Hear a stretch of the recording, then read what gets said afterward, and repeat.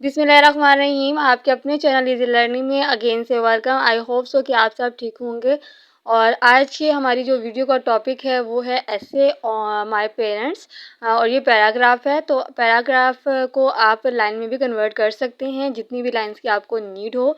और तमाम क्लास के स्टूडेंट्स जो हैं वो इस माय पेरेंट्स को जो है वो इजीली यूज़ कर सकते हैं।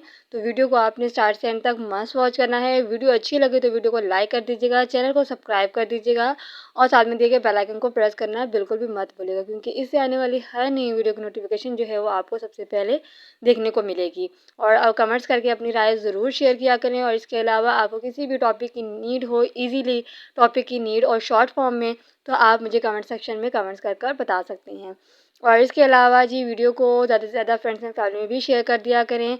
और ये जो टॉपिक है, ये पैराग्राफ, जैसे कि मैंने आपको बताया कि पैराग्राफ है, आप इसको लाइन में भी कन्वर्ट कर सकते हैं जितनी भी आपको लाइंस की नीड हो। अगर 2 लाइनों की है, 3 लाइनों की है, तो वो आप अपने हिसाब से कर सकते हैं। और तमाम क्लास के स्टूडेंट्स जो हैं वो ईज़िली इस पैराग्राफ को अपनी क्लास में यूज़ कर सकते हैं बहुत ईज़ी वे में।